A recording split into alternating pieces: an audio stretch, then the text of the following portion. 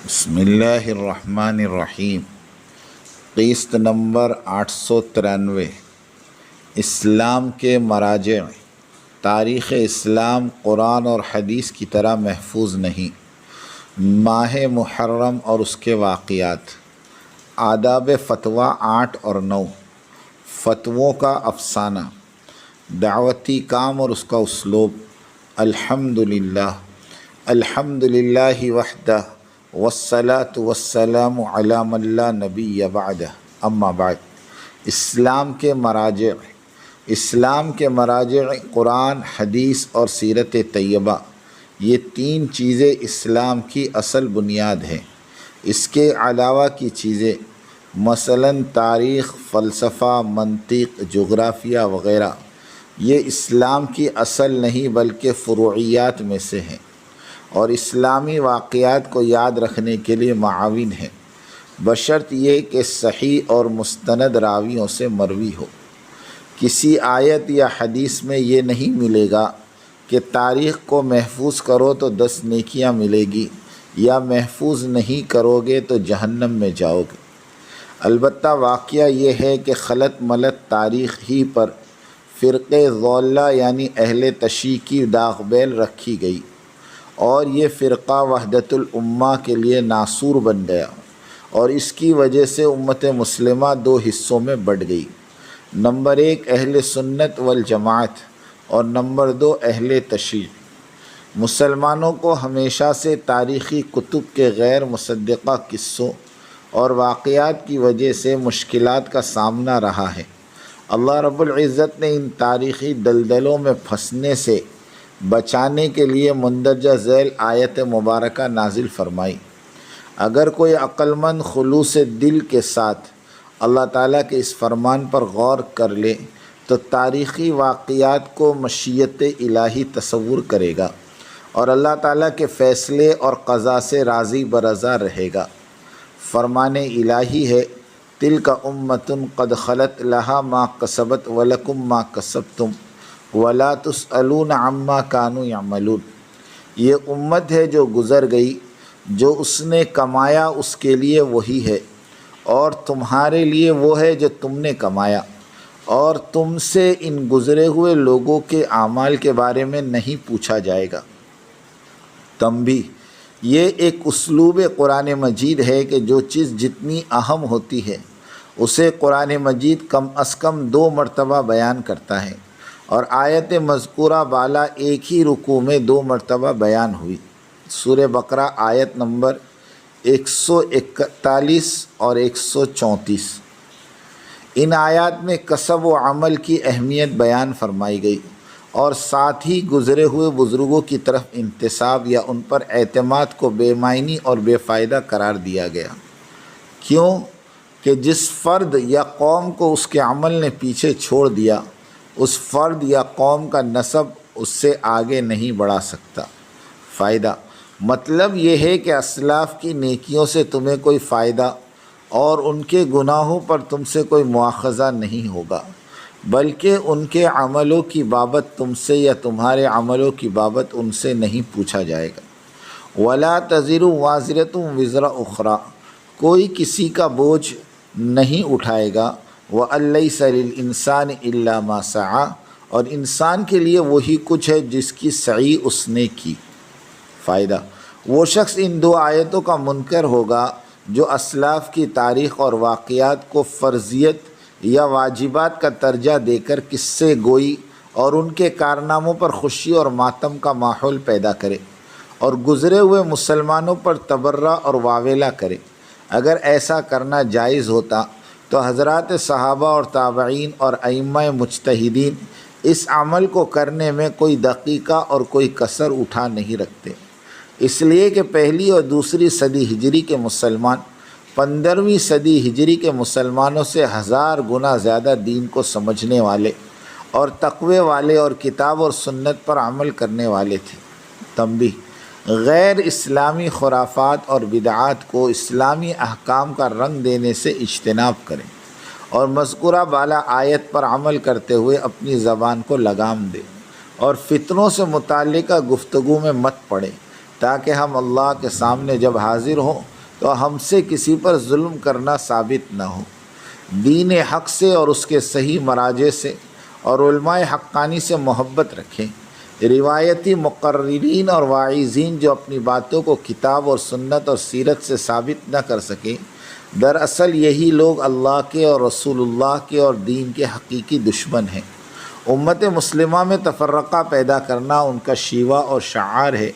یہ لوگ دنیا کے طالب میڈیا پر اپنی چینل کے گریڈ کو بڑھانے اور اس کے ذریعے مال بٹورنے کے چکر میں پڑے ہوئے ہیں۔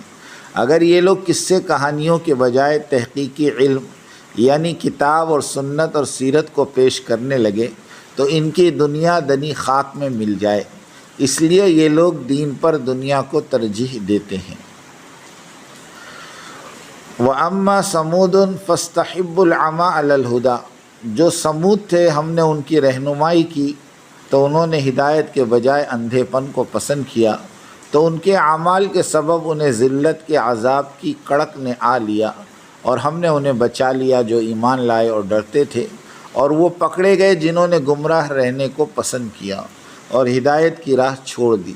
فائدہ: یاد رکھیں، مسلمانوں کے مابین ہونے والے اختلافات اور جھگڑوں کو بیان کرنے والے راوی عام طور پر جھوٹے ہوتے ہیں، کذاب ہوتے ہیں۔ اس لیے ایسے راویوں کی جانب سے بیان کردہ روایت پر بالکل بھی اعتماد نہیں کرنا چاہیے، کیونکہ وہ عادل راوی نہیں ہے، جبکہ کسی کی بات پر اعتماد کرنے کے لیے اللہ تعالیٰ نے اصول اور قانون مقرر فرمایا ہے۔ اے ایمان والو، اگر تمہارے پاس کوئی فاسق خبر لے کر آئے تو اس کی تحقیق کر لو۔ تم کسی قوم کو لاعلمی کی بنا پر کوئی گزند نہ پہنچاؤ اور پھر تمہیں اپنے کیے پر ندامت کرنی پڑے۔ صحیح حدیث میں ہے، نسب بیان کرنے والے جھوٹ بولتے ہیں۔ حضور اکرم صلی اللہ علیہ وسلم کا نسب نامہ، ہمارے نبی صلی اللہ علیہ وسلم کا شجرہ نسب اور سلسلۃ الذہب تمام علماء اور مورخین کے نزدیک آپ صلی اللہ علیہ وسلم سے لے کر عدنان تک متفق علیہ اور مسلم نسب ہے، اس میں کسی کا اختلاف نہیں۔ البتہ عدنان کے بعد حضرت اسماعیل علیہ السلام تک کتنی پشتیں ہیں، بعض مورخین 30 بتلاتے ہیں اور بعض 40 بتلاتے ہیں، لہٰذا عدنان کے بعد آپ صلی اللہ علیہ وسلم کا شجر نسب بیان نہیں کرنا چاہیے۔ اور امام بخاری رحمۃ اللہ علیہ نے بھی اپنی کتاب صحیح بخاری میں عدنان تک ہی ذکر فرمایا ہے۔ چنانچہ بخاری شریف میں ہے کہ حضرت عبداللہ ابن عباس رضی اللہ تعالیٰ عنہما سے مروی ہے کہ نبی کریم صلی اللہ علیہ وسلم جب اپنا نسب نامہ بیان فرماتے تو عدنان سے تجاوز نہ فرماتے، عدنان پر رک جاتے اور یہ فرماتے کذب النسابون، نسب بیان کرنے والے جھوٹ بولتے ہیں۔ طبقات ابن سعد میں ہے، ماہ محرم اور واقعات، ہم ماہ محرم سے گزر رہے ہیں اور ماہ محرم کی شیعہ مذہبیت کی طرف اگر ایک عمیق نظر ڈالے تو ان کے پاس سوائے من گھڑت تاریخی واقعات کے اور کچھ نہیں پاؤ گے، نہ قرآن، نہ حدیث، نہ حرام، نہ حلال والے احکامات، نہ عبادت، نہ ذکر اللہ۔ ان کی ساری مذہبیت میں صرف اور صرف ماہ محرم اور اس میں ہونے والے واقعات ہیں، اور چند رسمی خرافات ہیں جن کا کتاب اور سنت سے کوئی تعلق نہیں۔ قرآن اور حدیث محفوظ ہیں، قرآن مجید کی حفاظت اللہ نے اپنے ذمے لی ہے، اس لیے قرآن مجید 100% محفوظ ہے، اور احادیث نبوی کی حفاظت کے لیے بقول امام مسلم رحمۃ اللہ علیہ نے محدثین کرام کو استعمال فرمایا، جن کی تعداد تقریباً 8 لاکھ کے لگ بھگ رہی ہے، جن کا اوڑھنا بچھونا خدمت حدیث ہی رہا، اس لیے حدیث نبوی بھی محفوظ ہے۔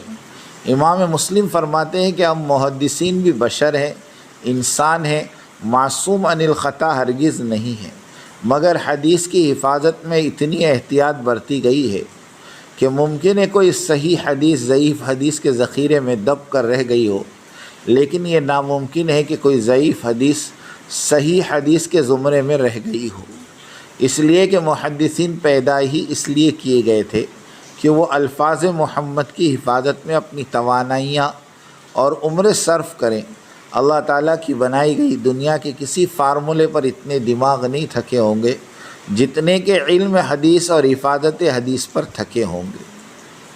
کتاب اور سنت کی حفاظت کی وجہ، قرآن اور حدیث دین و اسلام کا مرجع اور ماخذ ہے، اس لیے اللہ تعالیٰ کی طرف سے ان دونوں کی حفاظت کا معقول انتظام ترتیب دیا گیا۔ رہا 23 سالہ نبوی زندگی اور اس سے متعلق حالات اور واقعات کا مسئلہ، تو مفسرین اور محدثین نے صورتوں اور آیتوں کے شان نزول کو لکھ کر اس خلا کو بھی پر کر دیا اور اسے سیرت طیبہ کا نام دے دیا۔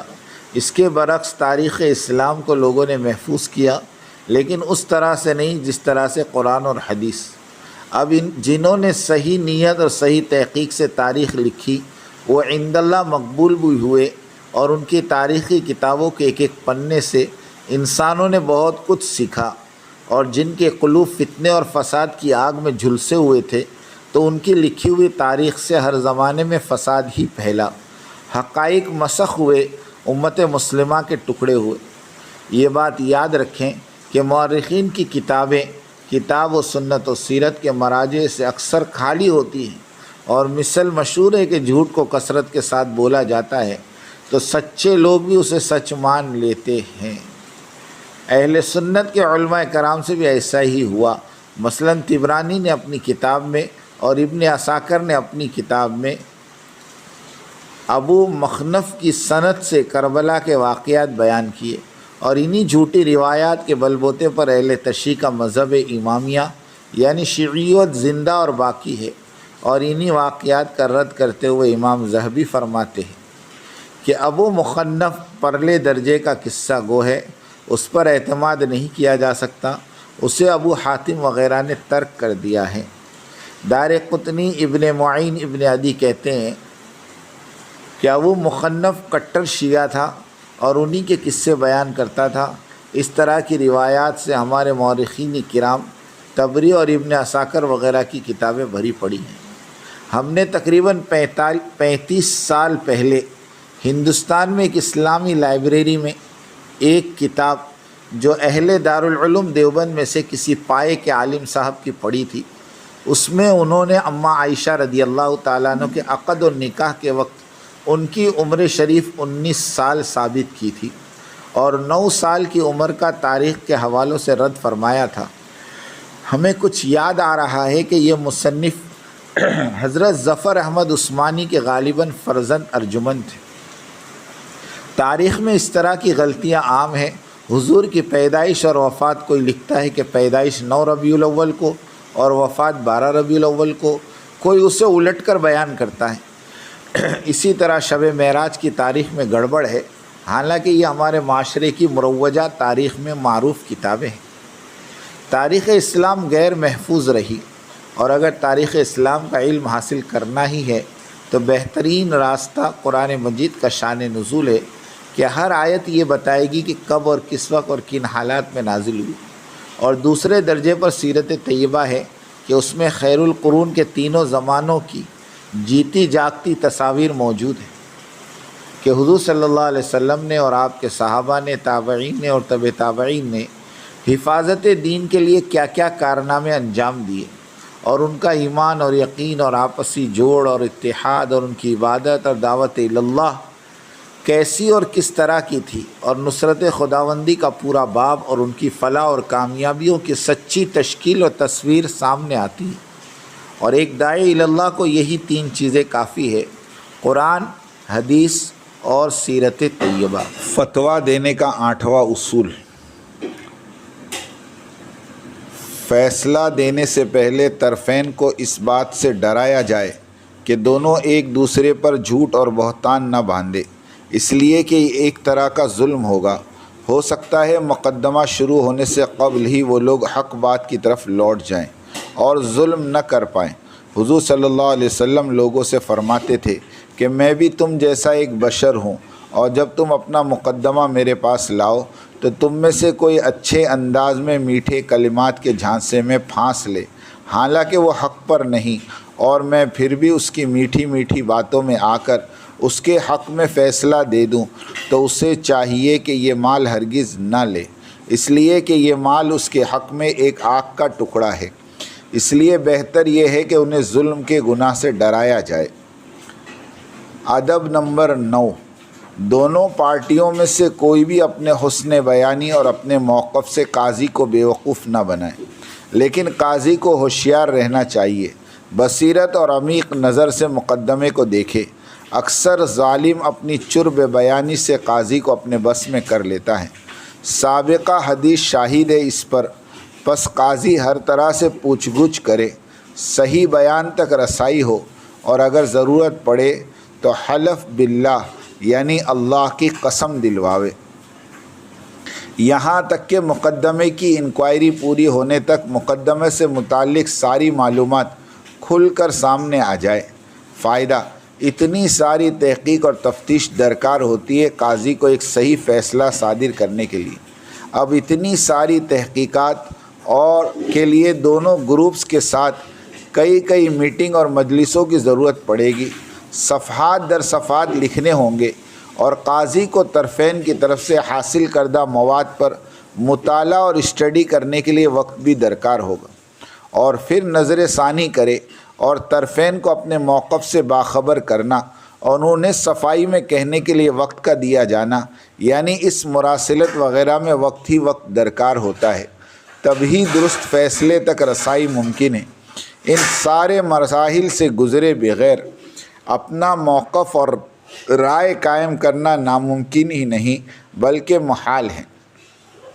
مفتیان کرام، ہند اور پاک اور ساؤتھ افریقہ کے مفتیان کرام سے استدعا ہے کہ مذکورہ بالا آداب فتویٰ کو سامنے رکھتے ہوئے فتویٰ شائع کیجیے۔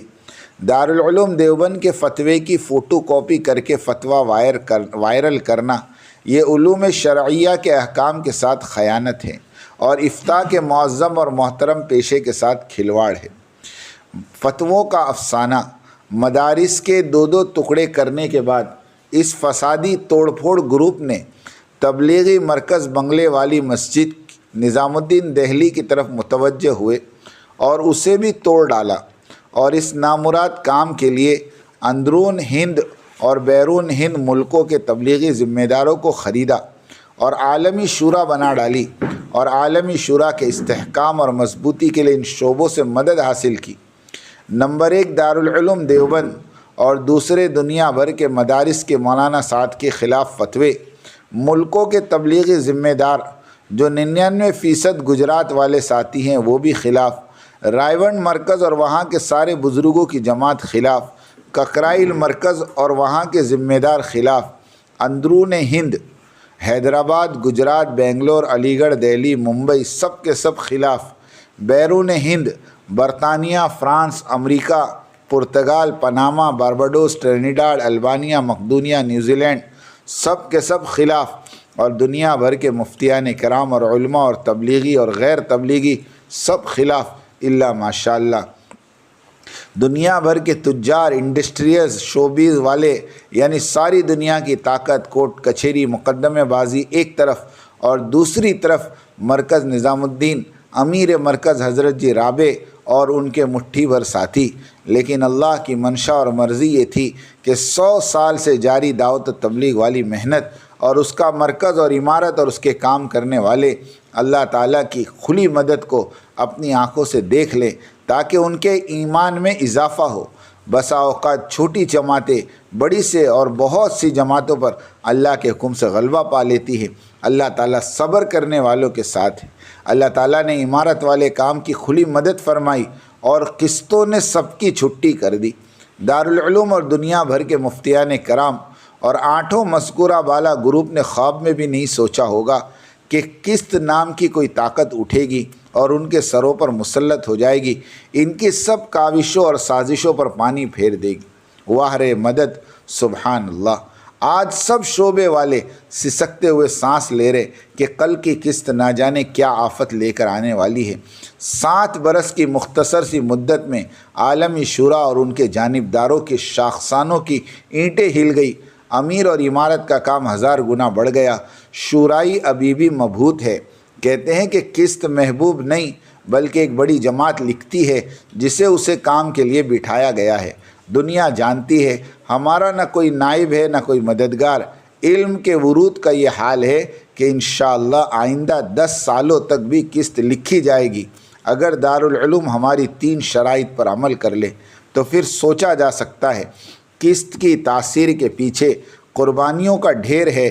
محبوب، یاسر، الیاس تینوں کی زندگی کن حالات سے گزر رہی ہے اللہ ہی جانتا ہے۔ ہمیں کسی سے کوئی شکایت نہیں، ہم اپنے رب سے راضی اور خوش ہیں۔